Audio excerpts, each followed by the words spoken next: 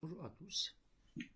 Je vais vous présenter, vous proposer plutôt une correction à ces 4 exercices. En fait, ce sont des exercices qui sont comparables à ceux que j'ai corrigés et que j'ai trouvés dans les épreuves de mathématiques pour le concours d'accès à la faculté de médecine et de pharmacie au Maroc. Donc, la particularité de ces exercices, les 3 premiers, en fait, on additionne 2 nombres complexes qui ont le même module et qui est de 1 par ailleurs.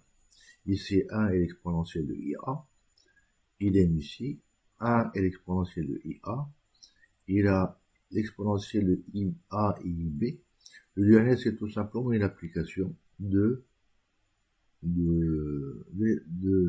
l'exercice 1. Donc on y va.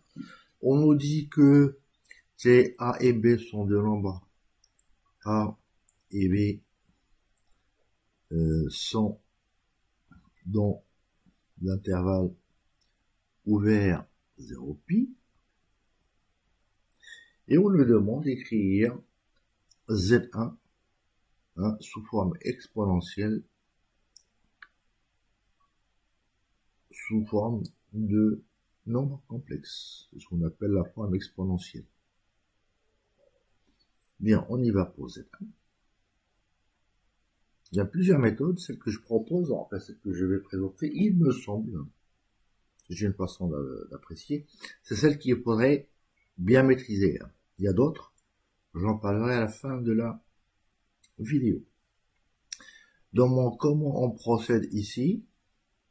Donc, il suffit de factoriser par l'exponentielle de I alpha. Je vais vous dire, pardon, I alpha sur 2. IA sur 2, non pas alpha sur 2.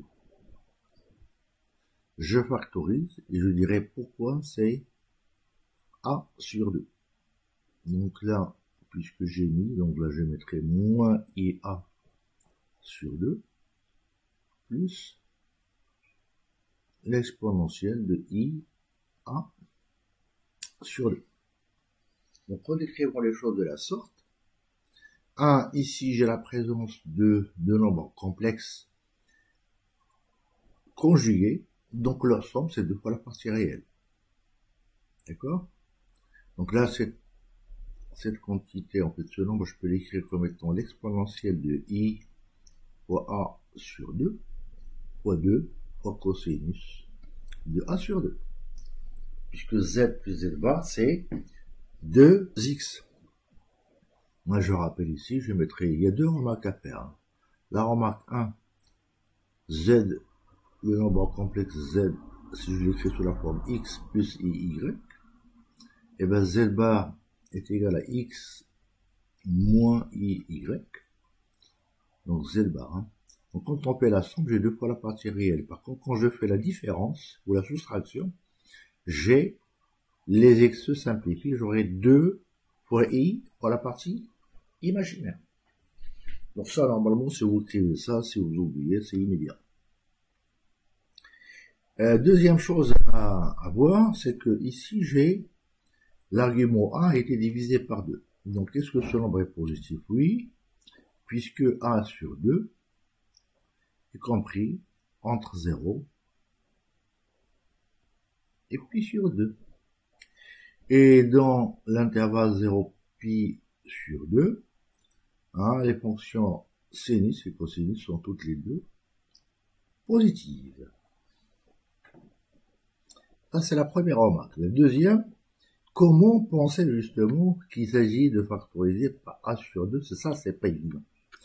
Donc, si j'avais traité le problème de façon géométrique, je prends 2 nombres complexes que j'additionne de norme 1, c'est-à-dire c'est comme si j'avais un cercle de rayon limité. Donc si je prends 2 nombres complexes qui sont de norme 1, quand je les additionne, en réalité, dans cette affaire, j'ai tout simplement un losange. Et le losange a la particularité, puisque d'avoir comme axe de symétrie les diagonales. C'est-à-dire que cette droite ou cette diagonale est perpendiculaire à celle-là. Et donc, lorsque je fais Z1 plus Z2, et donc, si le module de Z1, bon, je vais prendre 1, ce sera plus simple. Donc, si je prends un nombre complexe sur le cercle 1, je prends un nombre complexe celui-là, le 1, je lui rajoute un deuxième, et ben, vous voyez bien qu'en fait, j'ai tout simplement, quand j'additionne, j'ai tout simplement un losange. Donc, ça, si c'est A, et ben, la diagonale, qui est une bisectrice, ici vous avez A sur 2. Voilà une façon de retenir pourquoi vous avez A sur 2. Donc, j'aurais pu, bien sûr, puisque j'ai un angle droit, profiter ou exploiter cette particularité pour utiliser Pythagore, mais c'est pas du tout intéressant. Tout ça, ça résout quelques exercices, mais d'une façon générale, c'est cette méthode-là qu'il faudrait bien maîtriser. Donc, j'ai traité le 1, je vais traiter le 2.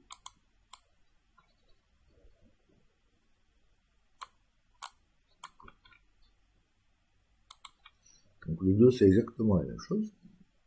Z2 est égal tout simplement à 1 moins l'exponentielle de I fois A, qui est égal à l'exponentielle de IA sur 2 maintenant, moins IA sur 2.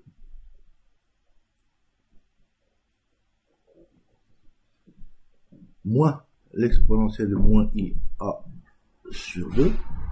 Je peux faire est égal tout simplement moins l'exponentielle de IA sur 2. Voilà la soustraction. Je vais aller vite peut-être. Non, là c'est un plus, vous voyez. Et dans ce cas-là, j'aurai l'exponentielle de I fois A sur 2, moins l'exponentielle de moins IA sur 2. Et donc, vous voyez bien, ici, vous avez la soustraction de la différence de deux nombres complexes conjugués. Donc, ceci, c'est 2 fois la partie imaginaire. Donc, c'est égal tout simplement à, 2 fois I, moins 2, non, c'est moins 2 fois I fois sinus A sur 2 par l'exponentielle de IA sur 2. Hein, c'est X plus IY moins X moins, c'est-à-dire plus, et donc vous aurez tout simplement 2i. On va avancer, donc là j'ai ce fameux moins i, donc comment je peux le faire? Donc moins i, c'est l'exponentielle de moins i pi sur 2. Donc c'est égal tout simplement à 2 cosinus a sur 2. Pour l'exponentielle, je descends un peu, fois i, je garde mon a sur 2 et je retranche moins pi sur 2. Donc voilà comment je peux écrire Z2. Donc, comme tout à l'heure, A étant dans 0, A est dans 0 pi, A sur 2 est dans 0 pi sur 2. Donc, le module de Z2, c'est 2 sin A sur 2, j'ai pas besoin de mettre de valeur absolue, puisque ce nombre est positif, et son argument, c'est tout simplement A sur 2 moins donc pi sur 2.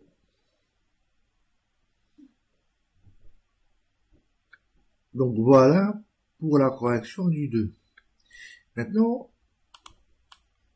pour le 3, c'est celui-là qu'il faudrait maîtriser à fond, parce que l'exercice 1 et 2 sont des cas particuliers du cas général qui est celui-ci. On appelle ça la somme des deux nombres complexes de module 1, hein, puisque le module de l'exponentielle de i θ c'est 1. Et ben comment je fais? Je vais faire comme tout à l'heure, mais cette fois-ci, je dois factoriser à la fois par la moitié de l'argument, des deux arguments. Donc Z3, c'est égal à l'exponentielle de I A sur 2. et l'exponentielle de I B sur 2. J'en ai besoin pour ce deuxième terme. Et par conséquent, ici, je dois garder l'exponentielle de I A sur 2. Quand je multiplie, j'ai l'exponentielle de IA. Et je dois avoir l'exponentielle de moins I, l'opposé de celui-ci, de B sur 2. Plus l'exponentielle, j'ai un B sur 2, je le garde. Mais par contre, j'écrirai l'exponentielle de moins I A sur 2 plus I B sur 2. J'ai fait exprès de développer pour simplifier. Donc, comment je dois écrire cette Z3 pour finaliser les calculs est égal à l'exponentielle de I parenthèse A plus B sur 2 fois l'exponentielle de I facteur de A plus B sur 2 plus, et là je fais une factorisation, moins I A plus B sur 2. Pourquoi je fais ça? J'aurai moins A et le moins B. Donc moins A, là il y a une... quand je développe ici, les A se simplifient, les B, c'est bon. Ah oui, donc là c'est A moins B, c'est moi qui me suis trompé ici. Donc là, vous voyez, c'est l'exponentielle de A moins B. Et non pas, je n'avais pas vu, l'exponentielle de A, l'exponentielle de A moins B, et A moins B. Et là, quand je développe, j'ai bien ça, et j'ai ce que j'avais avant. Et donc là, comme tout à l'heure, j'ai la somme de deux nombres complexes de module A, et l'un est le conjugué de l'autre. Donc j'aurai tout simplement deux fois la partie réelle. Ce qui veut dire que Z, j'écris mal 3, est égal à tout simplement 2. La partie réelle de ça, c'est cosinus de A moins B sur 2 fois l'exponentielle de I parenthèse A plus B sur 2. Et pour m'assurer du signe de cosinus A moins B sur 2, je dois prouver que A moins B sur 2 est dans l'intervalle au moins. Il faudrait que le cosinus soit positif. Donc là, je vois immédiatement que A sur 2 est compris entre 0 et pi sur 2. Moins B sur 2, c'est impair strictement. Moins P sur 2, j'ai changé les signes pour aller vite. Et donc leur somme est comprise entre donc A moins B sur 2 est compris entre moins pi sur 2 et pi sur 2. Et dans cet intervalle, le cosinus est positif, puisque je suis donc dans cette partie du cercle trigonométrique. Donc voilà l'écriture exponentielle de cette 3. Enfin, pour le dernier, c'est une application immédiate de l'exercice 1.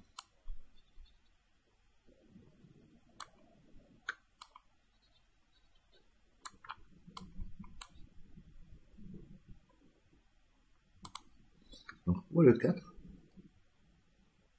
j'écris Z4 est égal à 1 plus l'exponentielle de I A sur 1 plus l'exponentielle de I B est égal à l'exponentielle de I fois A sur 2, l'exponentielle de I A sur 2 plus l'exponentielle de moins I A sur 2. Et donc j'aurai la même structure pour le dénominateur. L'exponentielle de I B sur 2 fois l'exponentielle de IB sur 2 plus son conjugué, l'exponentielle moins IB sur 2. Donc, je vais écrire proprement ces deux termes, c'est l'exponentielle de parenthèse a moins b sur 2. Et au numérateur, je vais avoir 2 cosinus a sur 2. Donc je garde que le cosinus de a sur 2. Au dénominateur, je vais cosinus de b sur 2, c'est-à-dire de 2 aussi, mais qui s'est simplifié pour sinus de a sur 2. Donc voilà l'écriture exponentielle de Z4. Donc je vérifie tout de même que a sur 2, le sinus ne s'annule pas. On a vu que le cosinus et les sinus de a sur 2, c'est-à-dire 100 dans 0, puis sur 2. Et par ailleurs, le sinus s'annule en 0, mais le 0 est exclu, ici. Donc on n'a aucun problème au niveau des opérations. Bien, j'espère que cette correction a été utile. Et quant à moi, je vous dis à bientôt.